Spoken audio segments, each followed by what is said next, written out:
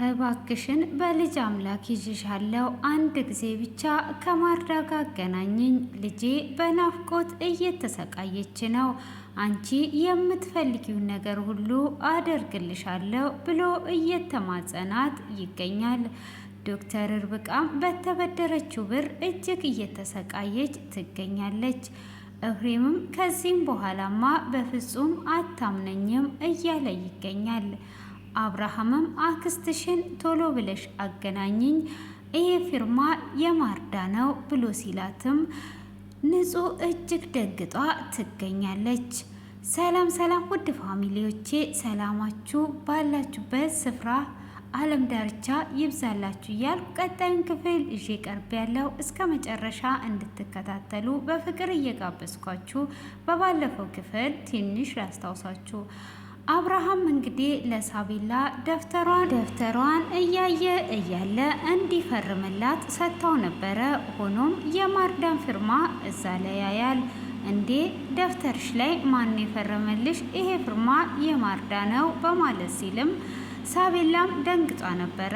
ሆኖም እሱም እንግዲህ ከፈረመላት በኋላ ጥያቄ ስለፈጠረበት ንጹም ዛሬ ሳቢላን ይዤ እመጣለሁ ብያታለሁ፣ አብርሃም ይዟት ሊሄድ ነው ወይ እያለች ሳቢላን እየጠበቀች ትገኝ ነበረ። ሆኖም አብርሃምም ምንድነው እሱ ብሎ ሲላት አቢ እኔ ያደርሳታለሁ አንተ ልሸኛት ነው ወይ ብላ ስትለውም እፈልግሻለሁ የማወራሽ ነገር አለ ብሎ ይላታል። ሳቢላንም እታች ጠብቂን እማወራት ነገር አለ ብሎ ሲልም እንዴ ንጹህ ትልቅ ሰው ናት እንዴ ትንሽ አይደለች ብላ ስትለውም ለአባት መታዘዝ እንደዚህ ነው እንዴ ብሎ ሲላትም እሺ በቃ ትልና ወደታይ ትወርዳለች። እሷም ከወረደች በኋላ የሳቢላ ደፍተር ላይ ማን የፈረመው ብሎ ይጠይቃታል። እሷም አክስቴ ናት እየፈረመችው ብላ ስትለውም ይሄ ፍርማማ የማርዳ ነው፣ እኔ የማርዳን ፍርማ በደንብ ጠንቅቄ ነው የማቀው፣ የእሷን የሚመስል ፍርማ የትም የለም በማለት ይመልስላታል። እሷም እጅግ ትደነግጥና አይ የማርዳ ጋራ ምናልባት ተመሳስሎብህ ሊሆን ይችላል እንጂ ማርዳ ኬት መጥቷ ትፈርማለች የእሷ አይደለም ብላ ትላለች። እና አክስትሽ ናት ልጄን እየወሰደች ምትመልሳት። አክስትሽስ ለምንድን ነው ልትፈርም የቻለችው? ስለዚህ ዛሬ ምንም አይነት ምክንያት አልፈልግም። አክስትሽን አምጥተሽ እንድታስተዋውቂኝ እፈልጋለሁ። ምሳ ሰዓት ይዘሻት ነይ በማለት ይላታል።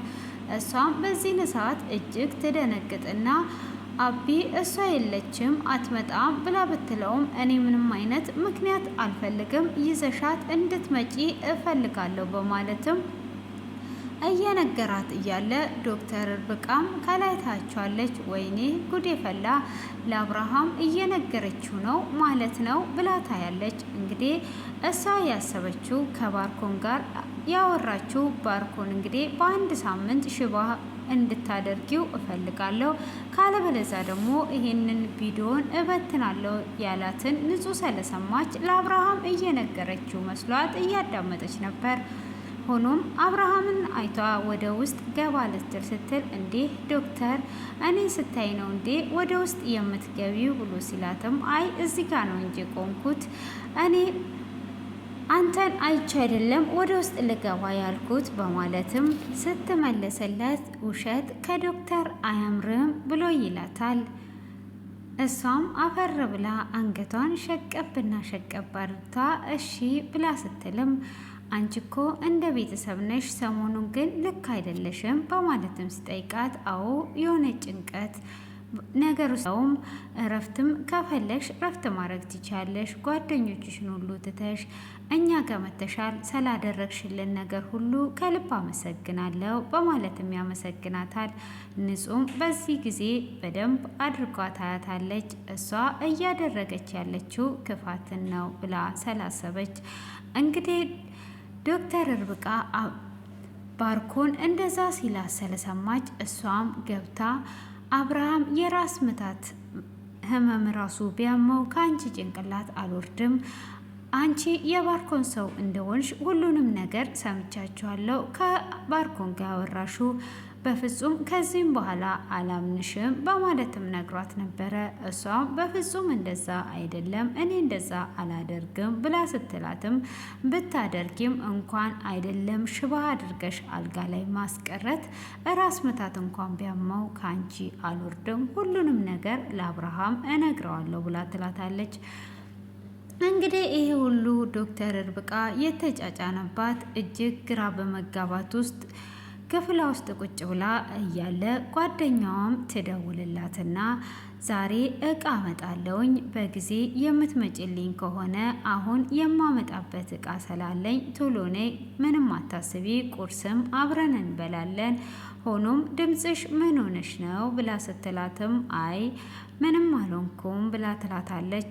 በቃ ምንም ነገር ሳታስቢ በቃ ስትት ብለሽ ነይ በማለትም ስልኩን ከሰጋችባት በኋላ አሁን ምንድን ነው የማደርገው? ምን ውስጥስ ነው የምገባው? ኤፍሬም ከሆነ ስልኬን አነሳልኝም፣ ምን እንዳደረግኩት አላቅም፣ ኬት አምጥቼ ነው ብር የምሰጣት? ኬትስ ነው የማመጣው? እያለች እንግዲህ ብቻዋን እያለቀሰች ትገኛለች።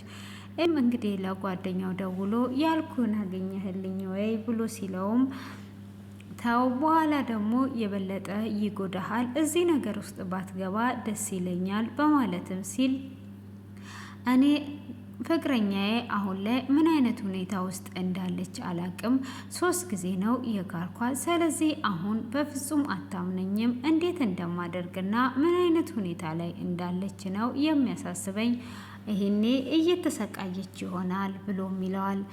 እና ይህንን ነገር ባታደርግ ጥሩ ነው ቢለውም በፍጹም አደርገዋለሁ እያለ እንግዲህ እሱም እጅግ እየተጸጸተ ይገኛል። ደጋግማ ብትደውልለትም እንግዲህ ስልኩን እያነሳ አይደለም።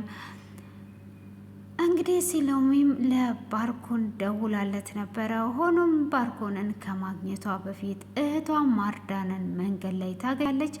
ማርዳም እንግዲህ ወደነ አብርሃም ቤት መጥታ ነበረ። ከመጣችም በኋላ እንግዲህ ትልቅ ችግር እንደተፈጠረ ንጹህ ትነግራታለች። አብርሃም አንቺ በፈረምሽው ፊርማ ሁሉንም ነገር ደርሶበታል። ስለዚህ አሁን እኔ ምን ማድረግ እችላለሁ? ከሰዓት አክስትሽን ይዘሽ መተሽ አስተዋውቂ ብሎኛል። አሁን ደግሞ ሌላ ሰው ይዤ ቢሄድ ሳቤላ ታውቃለች፣ ሳቤላ ደግሞ አታልፈኝም። ስለዚህ ምን ማድረግ አለብኝ? እባክሽን ድብብቆሹ ይቅርና ወደ ቤት ተመለሺ ብላ ትላታለች። ንጹህ ይሄንን ማድረግ አልችልም፣ ሌላ ነገር ሌላ ሀሳብ ፍጠሪ። እውነት ነው አብርሃም የሆነ ነገር ከያዘ ወደ ኋላ አይልም፣ እስከ መጨረሻ ድረስ ሳያገኝ አይተውሽም። ሆኖም ግን ለተወሰነ ሰዓት ጊዜም ቢሆን አሁን ከነሱ ጋር መቅረብ አልፈልግም። ልጄ እንድትጎዳብኝም ሆነ አቢም እንዲጎዳ አልፈልግም።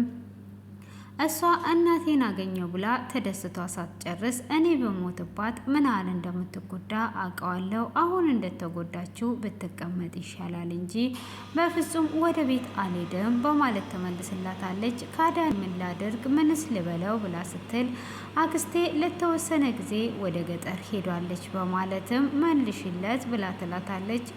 እሷም እና ልጅሽንም አታገኝም ማለት ነው? እንደዛ ካልኩት እኮ ሳቤላ ማግኘት አችም ብላ ስትላትም በቃ አላገኛትም፣ ምንም ማድረግ አልችልም። ስለዚህ ተስፋ የሌለውን ነገር ተስፋ ሰጥቼ ልጄም ሆነ እሱ እንዲጎዱብኝ አልፈልግም በማለት እንግዲህ ገጠር እንደሄደች እንደምትነግረው ካደረገች በኋላ ወደ ቤቷ ትመለሳለች። እየተመለሰችም ሳለ ነበር ሲሎማን ያገኘቻት። ሆኖም ማርዳ እህቴ ተመልሰሽ መጣሽ ወይ ብላ ስትላት እህቴ እንዳትኝ እኔ እህትሽ አይደለውም ብላ ስትላት የ10 ምናምን አመቱን ቂም ይዘሽ አሁንም አልተውሽኝም ማለት ነው ብላ ስትላትም መቼም አልተውሽም፣ ምንም አይነት እህት የለሽም፣ አሁን ወዴት እየሄድሽ ነው ብላ ስትላት ከነ አብርሃም ጋር ያለውን ነገር ጨርሼ ልጠይቃቸው እየሄድኩ ነው ብላ ስትላት ይሄ ውሸት ነው፣ በፍጹም አብርሃም ከአንቺ ጋር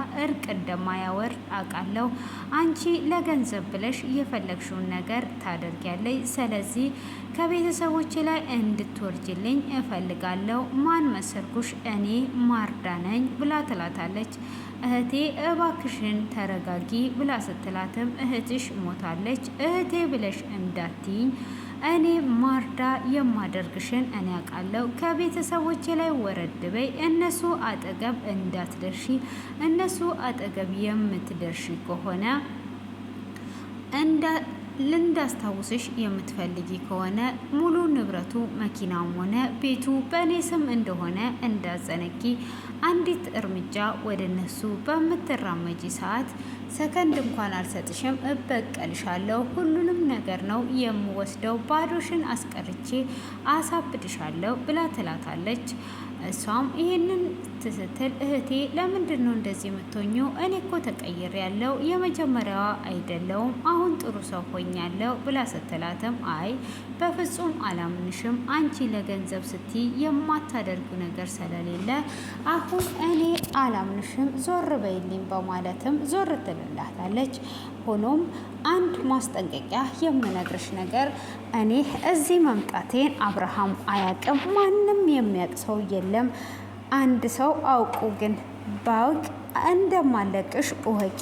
ስለዚህ አብርሃም እንዲሰማ አልፈልግም። ብትናገሪ ይሄንን የእርሻትን ንብረት ባዶሽን እንደማስቀርሽ ወጪ በማለትም ታስጠነቅቃታለች። ሲሎም ይህንን እየሰማኝ ሰዓት እንግዲህ እሺ በማለትም ከተለያዩ በኋላ እነሱ ደጅም እንዳትደርስ ስታስጠነቅቃት ባርኮንን ቶሎ እንገናኝ ካለችውም በኋላ ከእሱ ጋር ስትገናኝ በጣም ትልቅ ችግር ተፈጥሯል ብላ ትለዋለች። እሱም ምንድን ነው የተፈጠረው ችግር ንገሪኝ በማለትም እየጠይቃታል። እሷም የተፈጠረው ችግርማ ማርዳ መጥቷለች ብላ ትለዋለች። እንዴ ማርዳ መቼ ነው የመጣችሁ? ኬትስ የመጣችሁ ብሎ ሲላትም መጥቷ ግን ማንም ሰው እንዲያውቅ አልፈለገችም። ስለዚህ በአስፈጣኙ ሁሉንም ነገር መጨረስ አለብን በማለትም ትነግረዋለች። እሱም እሺ ግን በአስፈጣኝም ሆነ እሷ ወደ ቤት ከተመለሰች አይሻልም እንዴ ብሎ ሲላትም አይ ወደ ቤት ከተመለሰች ችግር ነው።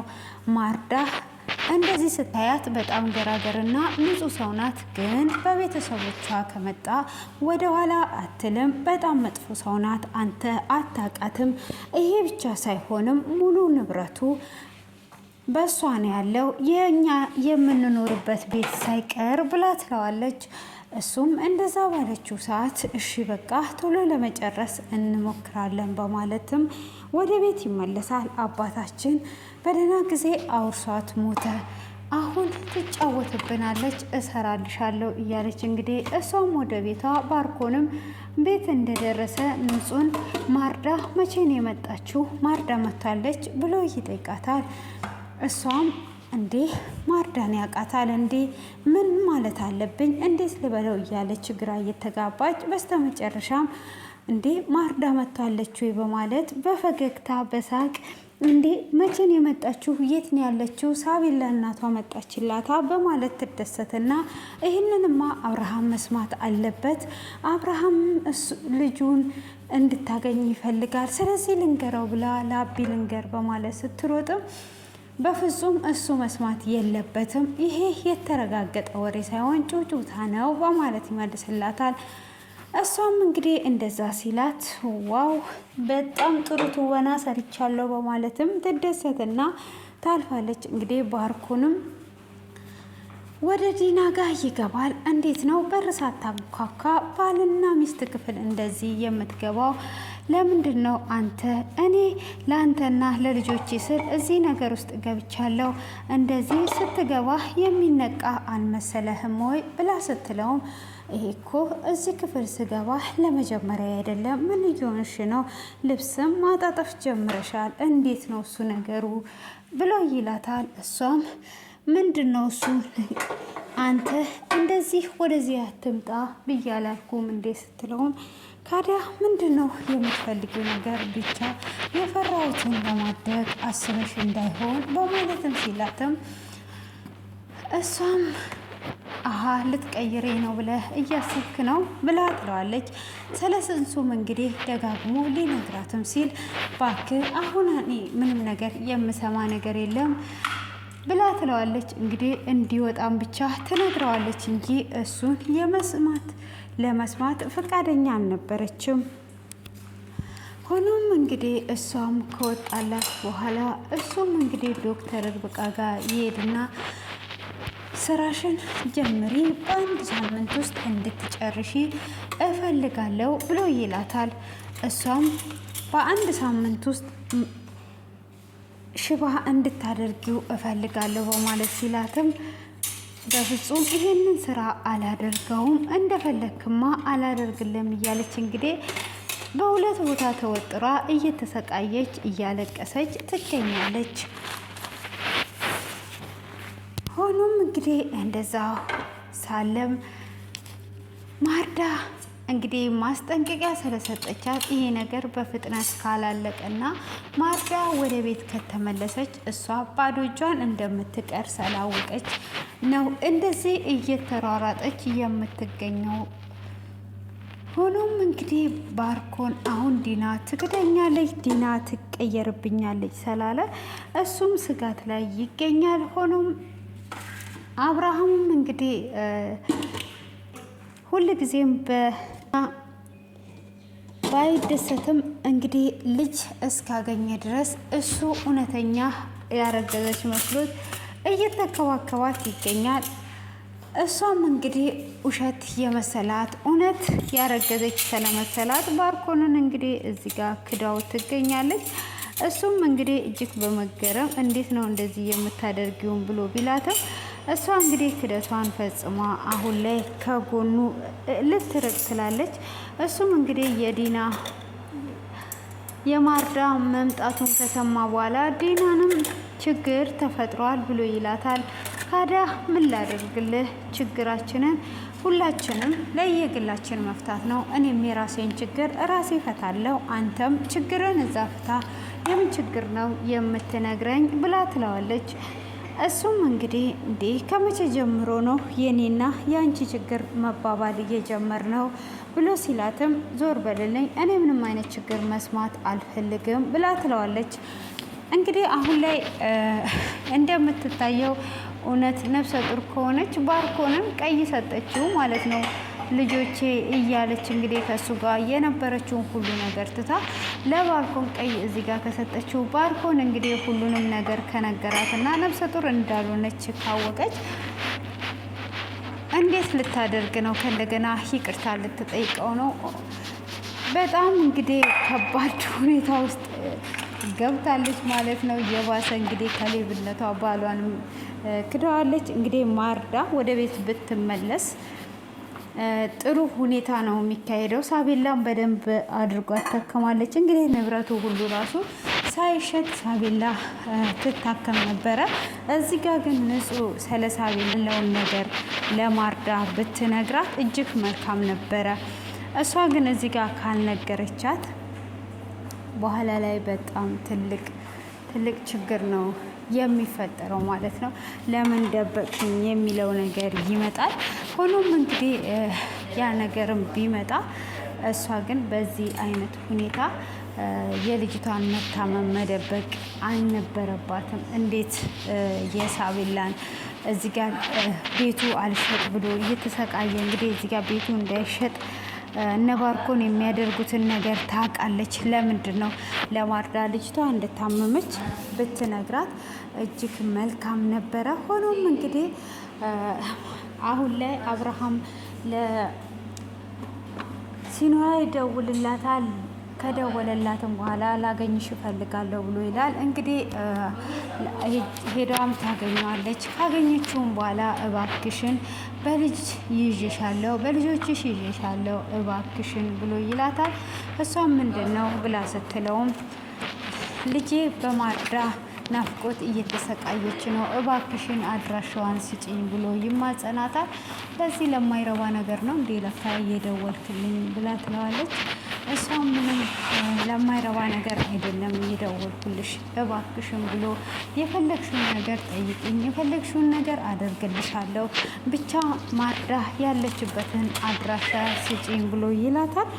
እሷም እንግዲህ የፈለግሽውን ነገር ብላ እጅግ በጣም ደጋግማ ትጠይቀዋለች።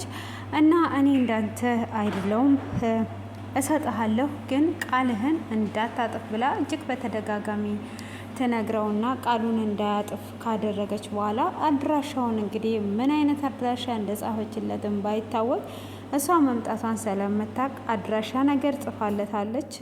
አብርሃም ማርዳ አገኘውሽ ጠፍተሽ አትኖሪም እያለ እንግዲህ እየተደሰተ ክፍሉ በዚህ አይነት ተጠናቋል። በአጭሩ ስነግራችሁ ማለት ነው። እና ማርዳ እንግዲህ ወደ ቤት ትመለሳለች ወይስ የት የመጀመሪያ አድራሻዋን ሰጥታው ነው ወይስ ሌላ ቦታ አድራሻ ሰጥታው ነው? መቼም ካልተገናኙ አብርሃምም እሷ የምትፈልገው ንብረትና ንብረት ነው። እንግዲህ ቤቱን እና እናንተ ሁለታችሁ አንድ ላይ እንደማትሆኑ እንደማልፈልግ ታውቃለህ እያለች ነው እንግዲህ እንድትለያዩ ፈልጋለሁ ልትለው ይሁን እንግዲህ እሱ የፈለግሽውን ነው ያላት። እንዴት እንደሚሆን ቀጣይ የምናይ ይሆናል ማለት ነው። ውድ የተከበራችሁ ፋሚሊዎቼ ላይክ እና ሰብ አድርጉ፣ አበረታቱኝ እላችኋለሁ። ያበረታታችሁኝም ስለሆነ ከልብ አመሰግናለሁ።